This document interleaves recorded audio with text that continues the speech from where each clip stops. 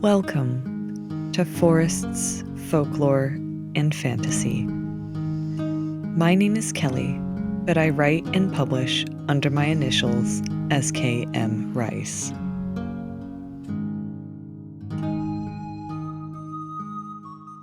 Whoever you are and wherever you're listening from, I want you to know that you are most welcome here. The episode today has a wonderful conversation that has been a long time coming. You may have noticed the beautiful music at the intro and breaks and outro of this podcast. Well, today you're going to get to have a peek behind the creative curtain and listen to an interview with none other than the composer, Layne Thomas. Well, Mr. Thomas, or hopefully at this point we're familiar enough with each other that I can just call you Layne. I think I'll accept that. I'm very, very happy to welcome you here to this episode. Thank you very much. For those of you who don't know, which is probably most of you, Layne is actually my cousin. Yep. And a younger cousin as well. So we're several years apart. I had the great pleasure of, for the most part, watching him grow up and mature into the remarkable young man that he is now. I'm very proud of him. Well, that's a two-way street, too. Well, thank you. Yeah. He's being polite. He got to watch me age. But we've had so much fun over the years. Our families are very close. And for those of you who are also Happy Hobbit fans, you may remember him having a sometimes role in our episodes as Cousin Gimli. I'll make like little cameo appearances. Yeah. Sporting a beard of various lengths. That's true. Yes. The beard. I do get to play that part a little bit. Yeah. In that way. Yep. And we'd love to have more Cousin Gimli in Happy Hobbit. Okay. I think he's game anytime. So, yes, for those Happy Hobbit viewers, now you can put a face to a name. But more importantly, or perhaps more pertinently to this interview, Layne is also composer and screenwriter and filmmaker. Mm-hmm. And this, I warned him before the interview that I was going to want to ask him some questions about his musical interest, because I have, like, when I say I don't have any musical talent, I'm not joking. I can't even whistle. I can whistle sucking in, but I can't blowing out. Well, you could have good musical taste, and that counts for something, too. Oh, well, thank you. I try to have good musical tastes, but I'm just absolutely in awe of musicians, and I feel like it's true magic. You're conjuring something beautiful out of the ether, out of the air, and it's in real time. What I do as a writer, and you're multi-talented, so you write as well, but that's bits and pieces here and there. It's a very insular, isolated activity. Yeah. There's no performing quality, really, unless you were to do like a reading. But you, as a musician, that's always going to be a part of you. And that's something that if I, for example, had a keyboard here, you would be able to play something. Yeah, to entertain. So I would love to hear more about how and when you discovered that you had a knack for this and how you started honing in on that. Yeah, so it all started, I would say, I took piano lessons growing up as a kid, so I did have that sort of foundation, but that was mainly focused on playing existing pieces and learning how to do that stuff. In terms of coming up with my own stuff, that really came at an intersection with my interest in filmmaking and stuff like that. So I would say it all stems back to seeing Star Wars for the first time when they were re-released in the theaters. And so that really got me interested in filmmaking, which is the path that I continued to pursue, but then also in the whole musical aspect and the score of John Williams and all that great music. So that got me interested in the film scores and, kind of the musical aspect of film as well. But then it was a little while before I actually started to do that myself. And it really kind of started out of necessity because I would be making videos and stuff with my best friends who are also filmmakers. And so we'd be making these videos and putting them on YouTube, but we reached a point where we couldn't use licensed music anymore. So I started to explore making my own music to use for the videos so that we wouldn't have that issue. And so then that kind of just snowballed into getting those creative juices flowing. And it's been a good, I'd say, like 15 years or so that I've been doing that off and on. So usually it'd be scoring to video or films of some sort, but then also doing standalone music whenever I come up with something or feel inspired. So that's kind of how I started down this path and continue to go down this path. So you've gone from scoring out of necessity films that you and your besties were making for the pure love of it, the pure joy of it, to scoring a feature film. Can you talk a little more about that? Yeah, so it was a really kind of organic process. So the film I scored was Losers of Eden, which my best friend, who's also a filmmaker, wrote and directed. So we have a great working relationship, having known each other for pretty much as long as we can remember. So we're very much on the same page, and it was very much just a natural evolution into essentially kind of doing what we already had been doing, but just on a slightly bigger scale.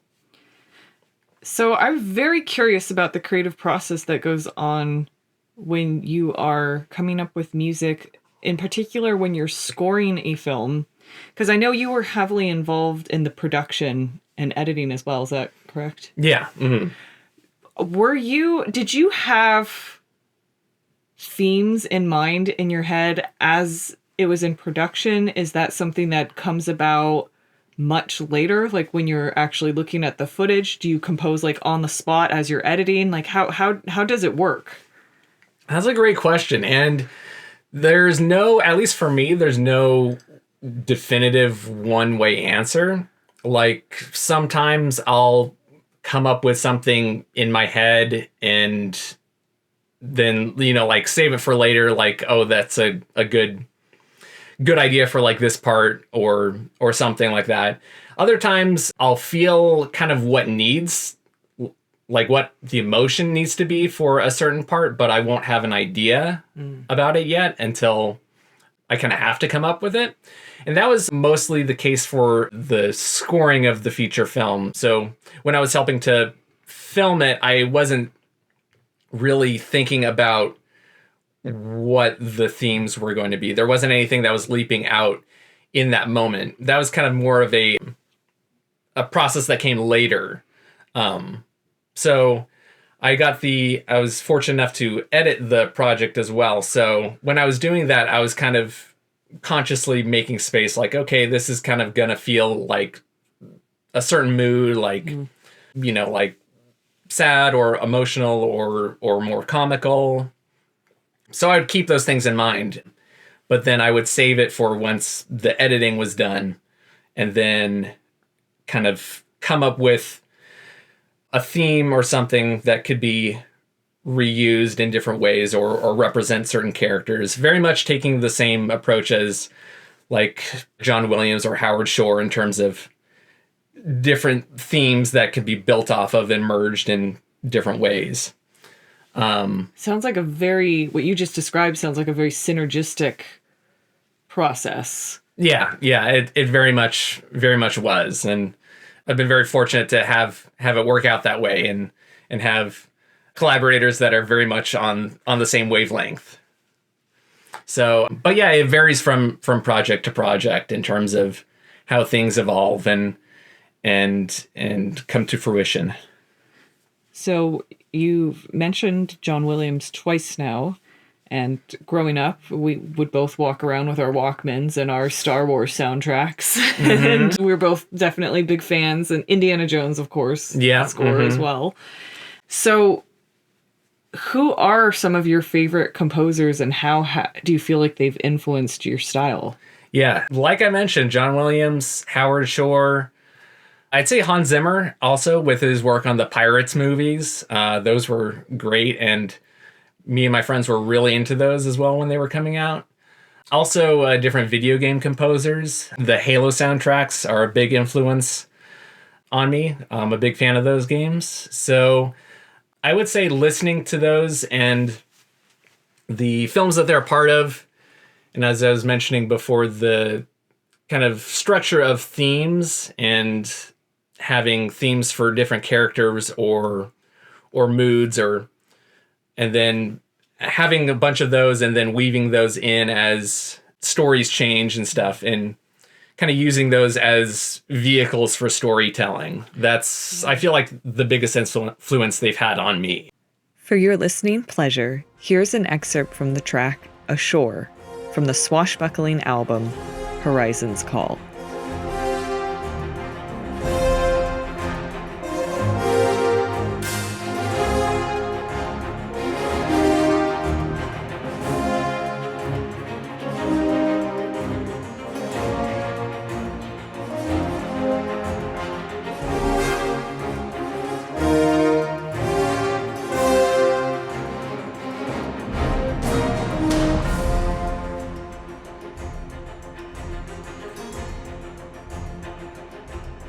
I was going to say, as a very musically illiterate person, to me, it's like having a language, like storytelling tools that are being conducted through music.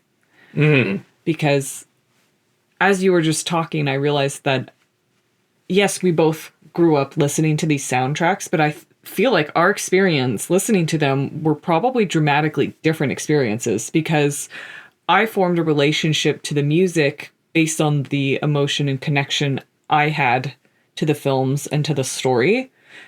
And I'd be fascinated to hear if it's the same for you, but I imagine that with the way that your mind works, that you also were forming a completely separate relationship with the music itself and how it was composed and what it represents. That's entirely possible. Again, that's not something that I consciously think of listening to it. But I think that very well could be the case.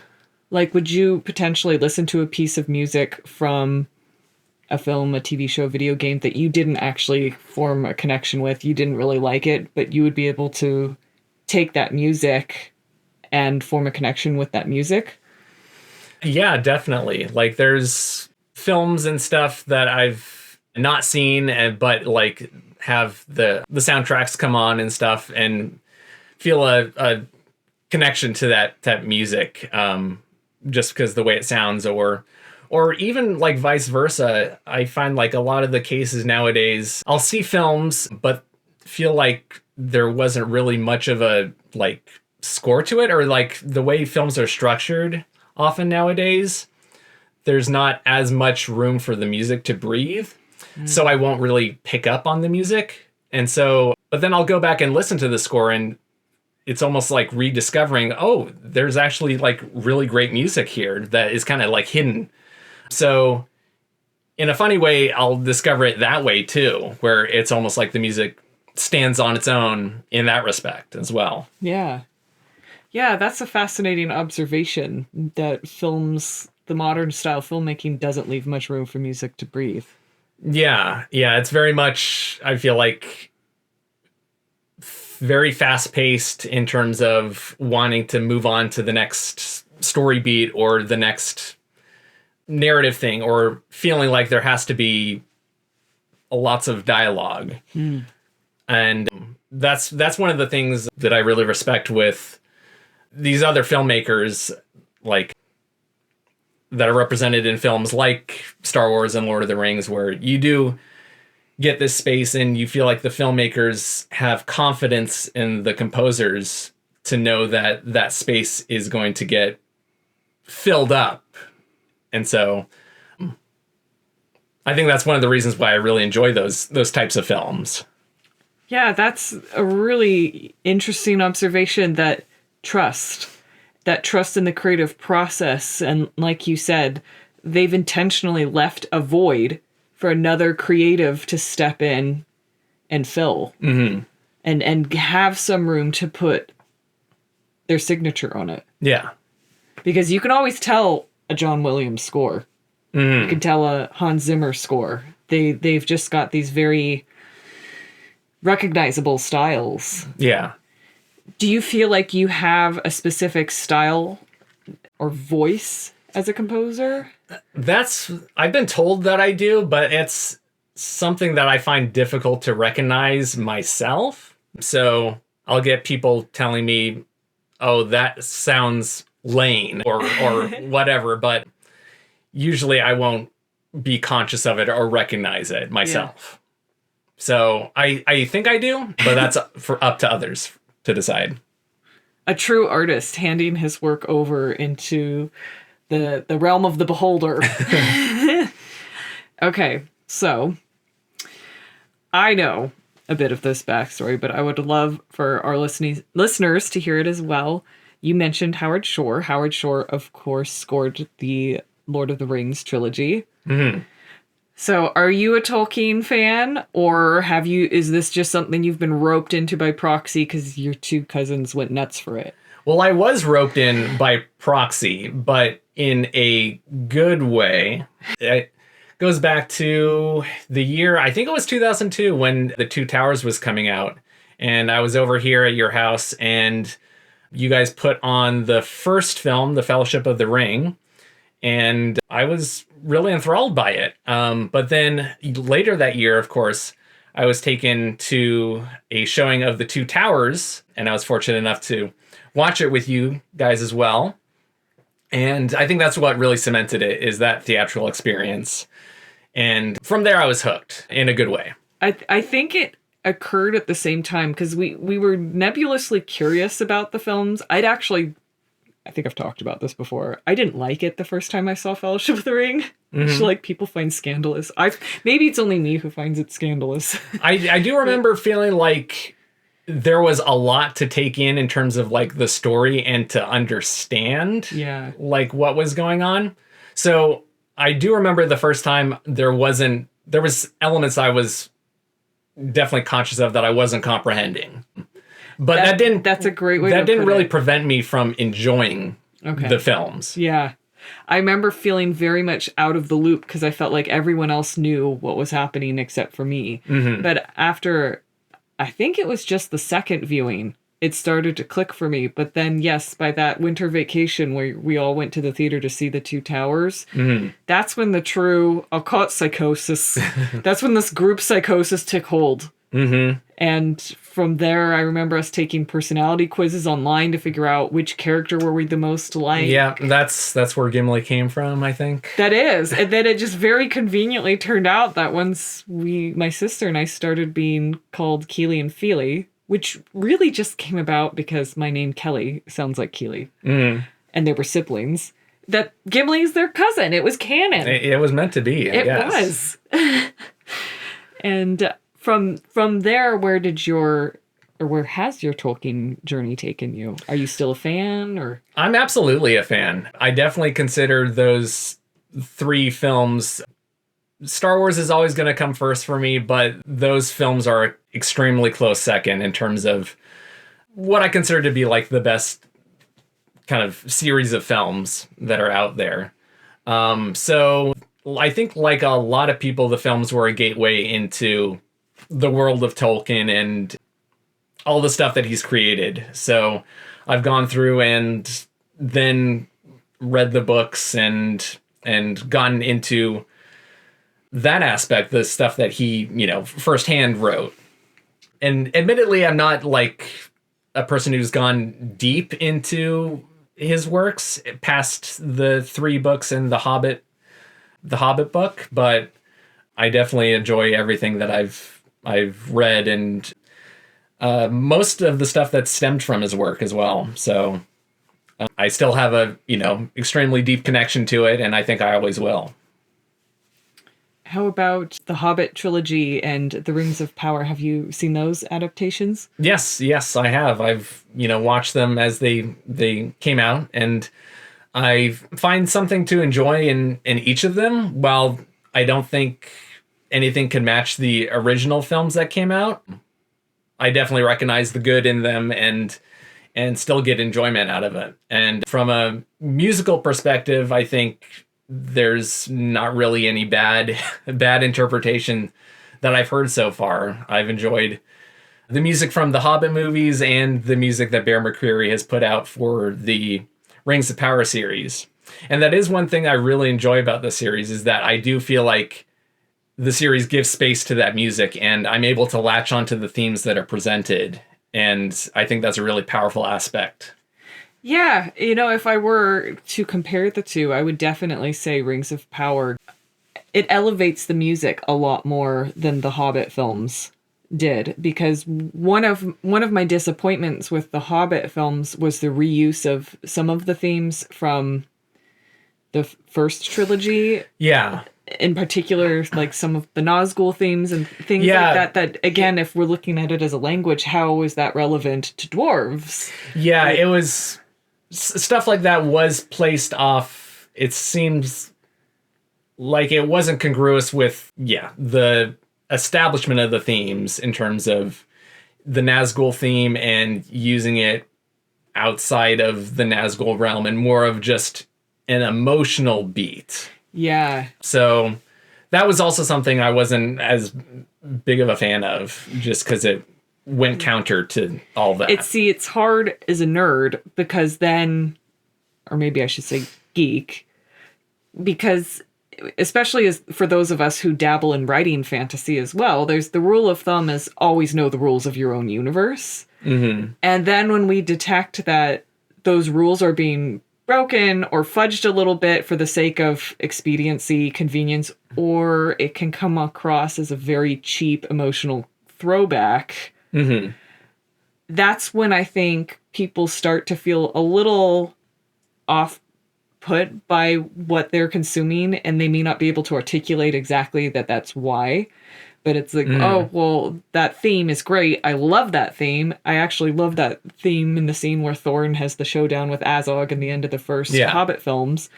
But in a perfect world, I would have preferred a brand new vocal dwarven theme, like we got to hear glimpses of in The Mines of Moria. Mm-hmm. So I'm sure there are all kinds of reasons behind the scenes why that didn't come to be. I know it's a lot of times, like, they'll put in temporary music for films that are in the works. And so I've heard tell of a lot of times temporary music being put in, and then filmmakers get used to that. And so that could very well be the case where that was a specific request from someone else other than the composer. But who's to say in that case? But I think, it's a complicated process, but I do think you have a point where it can take you out of the film when it goes against those established sort of rules or foundations of the universe. The following clip is from the track Rains in Foreign Realms from the fantasy-themed album The Lands Beyond.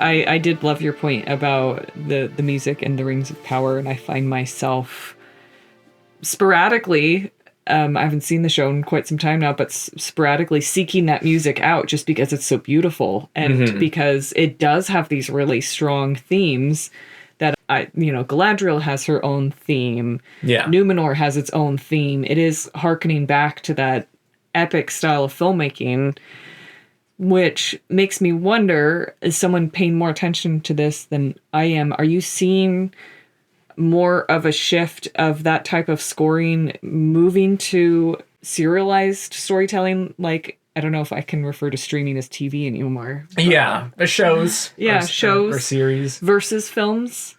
I think I brought this up in terms of giving space for music and scores and stuff. So I do think as the shows and series and stuff get bigger in budget, you're seeing more elaborate scores for them that are closer to the style of movies. But I don't think that necessarily helps in terms of the recognizability of like the music, or because if the shows are following the same format as movies in terms of being really fast paced and stuff, you still might not be able to enjoy or appreciate the music as much and see how it's doing its magic in the show.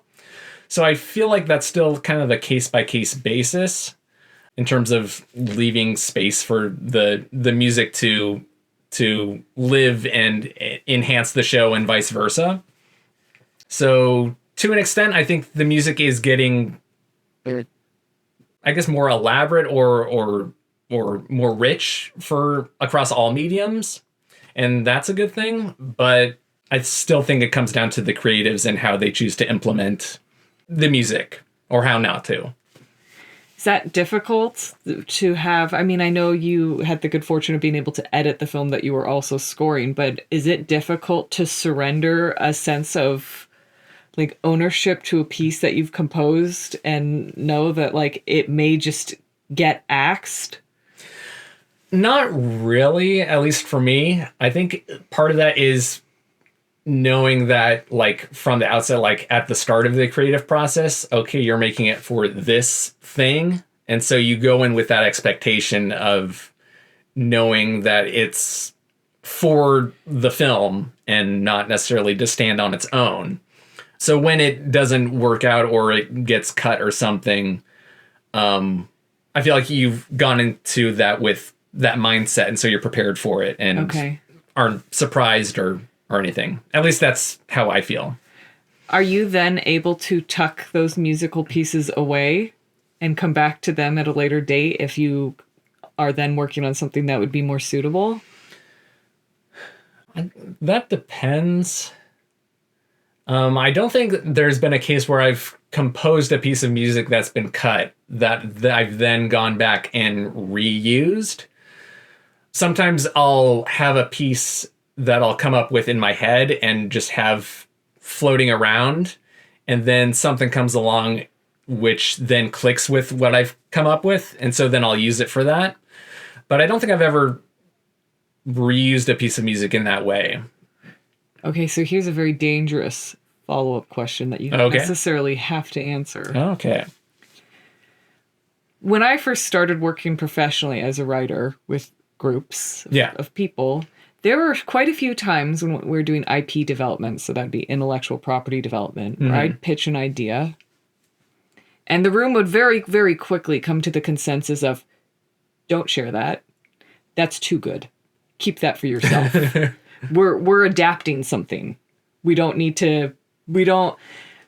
won't say that there was an attitude of you don't need to do your best, but that's a little too original, and that's something that you can actually put your own spin on. So let's set that aside and you hold on to that, and let's keep going in this direction. Have you ever had a moment where you've come up with something and you've been like, this is actually something I could build on for something of a much more creative or emotional or significance or resonance to me, and I'm going to set that aside? To a certain extent, it's never been at the sacrifice of the project that I've been working on. Usually it's something that I'll come up with in isolation just on its own, and then say, oh, okay, that's something I'll work on later and I'll set it aside. But I don't think it's ever been within the process of working on a project and having, to come up with music for it.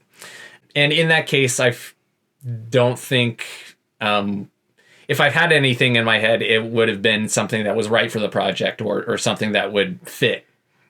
If anything, like I mentioned, it was the other way around. I feel like more of the time where I will have come up with something, and then if I feel like it happens to be a good match for the project, then I'll bring it in to that and use it for that.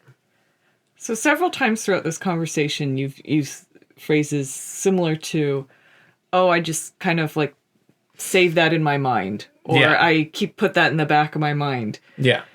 Do you read and write music? I can read music, but I've always been one of those people, again, going back to piano lessons, where I would be taught by my teacher to read the music and do that, but then I would always end up just memorizing the music and playing it off of memory.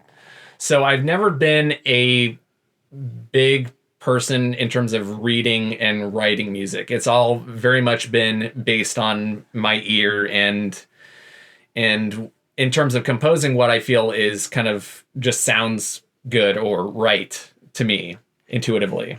It's just magic. To me, it's just pure magic. The fact that you can compose in your head and just kind of tuck it away and not physically record it down somewhere. Yeah. Oftentimes I will do that, though, is if I come up with something, I'll do a quick voice memo of just me humming it horribly just so I remember what it is and can come back to it. Yeah. So I will do that, but oftentimes I'll come up with something and then just at some point throughout the day, it'll like come back into my head and kind of like just a melody of existing music almost. Wow. And so then that's when I kind of feel like I know I should act on it or kind of bring it to fruition. Are you familiar with the ancient Greek muses? Not in detail, though. No. They believed that, so inspiration, we still use that word, it literally means to breathe in. Mm-hmm. They believed that, well, I shouldn't say they believed as a blanket statement, but it's our understanding that they viewed the world in creative terms, that this was out there, fully formed. All of these creations of art. And it was the job of the three muses to help you breathe it in. And then you became a conduit. Mm-hmm. And that process you just described was reminiscent to me of that. Like something just comes into your mind, almost completely coalesced. And then you're tasked with translating that into something in the material world. Yeah, that is very much how it feels like sometimes, where it's almost like magic to you as well, because you don't know exactly where it's coming from, and you almost feel bad for taking credit for it because it seems like it was in a way that easy, or just it kind of just flowed out of you. And I imagine it feels the same way for you with writing sometimes as well. Just having it come out like that. Yeah, I've had conversations with people. I'll just use Darkling as an example, and sometimes they ask me like, well, did this mean this or that mean that? And I'm just like, what do you think? Yeah, that's up to you. Yeah, like, I don't know. They're like, but you wrote it. And I'm like, kinda. Like, yeah, I know I was the fingers on the keyboard, but yeah, like, or my Afterworld series, people are like, how did you write the fourth book? I'm like, I don't know. It wrote itself. Like, At that point, I do sometimes feel like a conduit. And I think there's a healthy benefit to that when you are putting artistic work out into the world. You make yourself so vulnerable. Mm-hmm. And not everyone's very nice out there on the internet. I know that may be shocking to hear. Yeah. But when you have a little sense of detachment, not any lack of pride, not any lack of like sense of accomplishment or responsibility perhaps for it, but just a little more like it is birthed now. Yeah. It's alive. I've done my part and it exists on its own now. Yes, and it's gonna fare how it's gonna fare, and I'm gonna do whatever I can to help it. But then when the criticism does come, I think that it helps a little bit to have just that little layer of separation of like, well, sorry you didn't like it. I guess it wasn't for you. Like, Yeah. I wasn't called to create that for you. Mm-hmm. So speaking of birthing things into the world, you have several albums Yes. that are available now. As I mentioned in the intro, Layne is responsible for the music that you hear in the intro, outro, and segment breaks of this podcast. Yeah, interludes or whatever. Yeah. So that is a track called The Village from your album The Lands Beyond. Do you want to talk about that a little bit? Yeah. So as a fan of film scores and stuff, a lot of the music that I come up with in my head is very filmic and stuff. So a few years ago, at least, I started to do these kind of standalone albums that are like film music without a film. So was the first one Horizon's Call? Yeah. So that one was a kind of like Pirates themed one with music that kind of fits into that a little bit more. And then the second one, The Lands Beyond, was very much fantasy, very much in the same vein of Howard Shore, and playing off of those kind of styles and moods, I guess. And so then this past year or so, I came out with another one, which I've been working on for a long time. And that's called The Celestial Path. And that is the sci-fi version of that. So that is very much John Williams, Star Wars inspired. So giving that grand space opera feel to it. So yeah, that's something that I enjoy doing, is doing these standalone film inspired albums. And where can people listen to these or purchase them? So yeah, so it's available pretty much everywhere you could find music. So it's on your streaming platforms. If you want to buy it, you could do that on Bandcamp. That's probably the best place, or any other place you could buy it. You should be able to find it. If someone were interested in perhaps using one of your original scores for one of their films or pieces, how would they go about doing that? Yeah, so you could just get in contact with me. Probably the easiest way is through my website. That's LayneThomas.com. Or if you happen to find me on like Instagram or another social platform, you could just message me on there.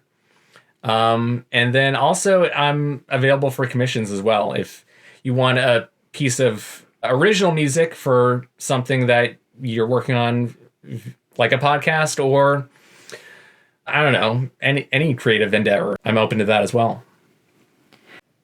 The following is a clip from the track The Celestial Suite from the science fiction space opera album The Celestial Path.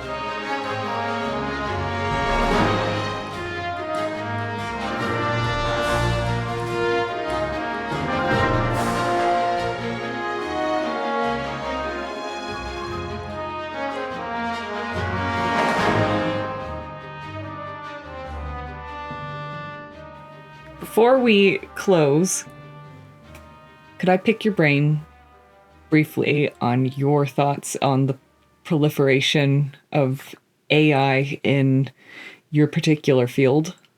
Yeah, sure. I'd say it's pretty incredible in terms of what its capability is, in terms of what it can do, in terms of, I think Suno is one of the services. So I've never personally used it. It's very like entertaining and stuff. And I know it's becoming definitely a hot button topic, but in terms of people flooding the streaming services and just the internet with their creations, whether it's through a wanting to just genuinely share them or to make money off of them. So that is kind of a hot button issue. And so I'm not sure exactly how that will shake out and stuff.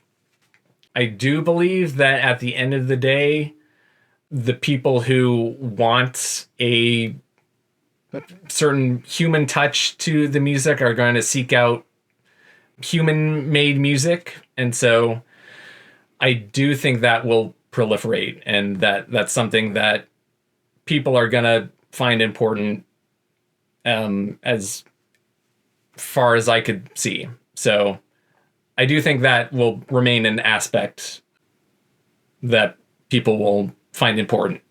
Again, I suppose it goes back to that Greek idea.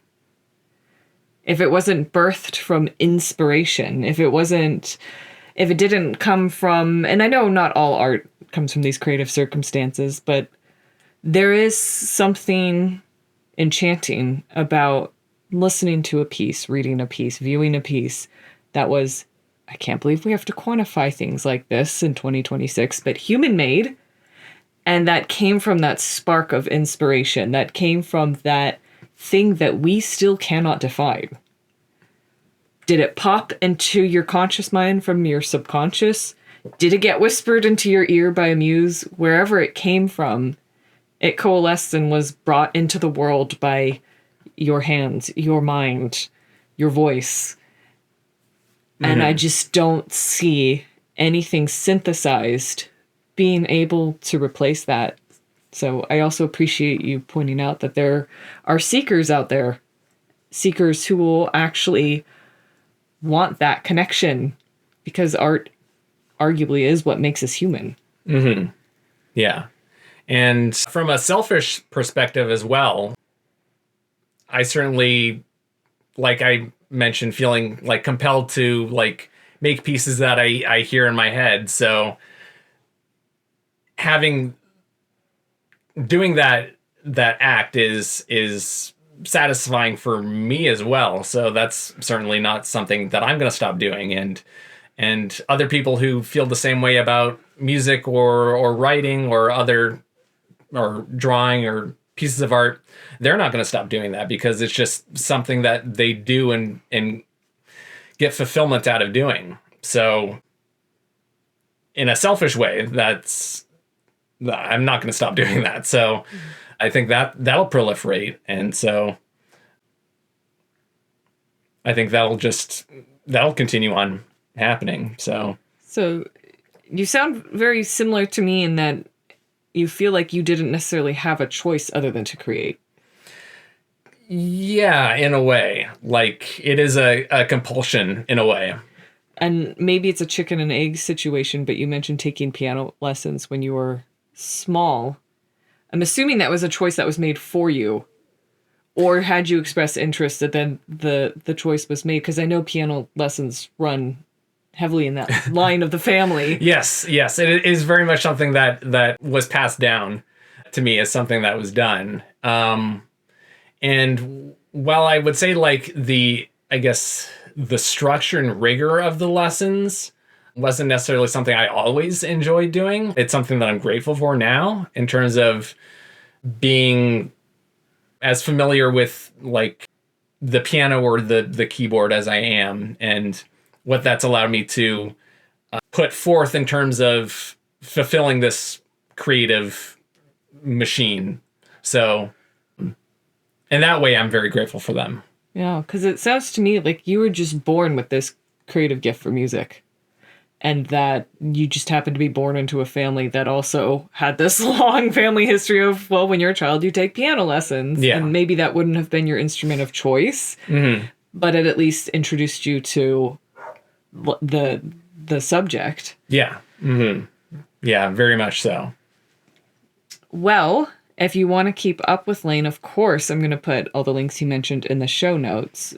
But there's also an exciting project on the horizon. Can you tell us a little bit about that before we say our goodbyes? Yeah. So, as I mentioned before, I am very interested in filmmaking, and that's what I've chosen to pursue to a large extent. So, I have a core group of friends that I mentioned. So, there's 3 of us in total, myself, and then 2 brothers, Kevin and Kyle. And so we've been making videos and films together as well, not as long as I can remember, but very close to it. Yeah. And so throughout this whole time, we've worked on each other's projects and we've done videos together, but we've never actually sat down and collaborated on a actual script together until very recently. So that's something that we recently did, is we made a script together and wrote it together. And now we're going to try and make it and have it come to fruition. I have to say, I was lucky enough to get in on a draft, got to hear a version of the script, and it's delightful. It's absolutely delightful. Yes, it's a comedy, so very, very lighthearted, but also with themes of like community and belonging and standing up for the things that are important to you and all those great things. Yeah, and the arts too. Yeah. So we're hoping to get that funded and make it happen. And that'll be it's been the thing that I've been working on the most lately, and hopefully will be for the foreseeable future. Yes, and once that project is announced publicly with perhaps a crowdfund link or something of that nature, I will be sure to mention it, because I'm sure several listeners will be eager for an update. Okay. Thank you. Well, Layne, it's been an absolute pleasure to have you here. Thank you so much. Thank you. You're welcome. Thanks for picking my brain, as it were. Yeah, and thank you, of course, for the gift you bring to the world through your absolutely beautiful music. I'm just perpetually in awe of you and in awe of your creations. Oh, thank you very much.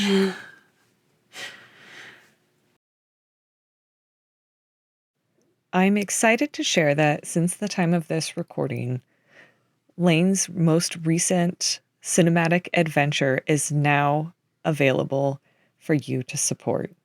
I put all of the links in the show notes, so please take a moment, check it out, and if you can, help Layne and his best friends bring Bucket Baby to life. Thank you so much for listening. If this episode left you wanting more, then you are warmly invited to come to our gathering space at gather.kmrice.com. It'll take you to my Patreon page, which has lots of goodies available for free, but also more in-depth explorations of the holidays of the Wheel of the Year, seasonal magic, and lots of cozy, hearth-warming goodies.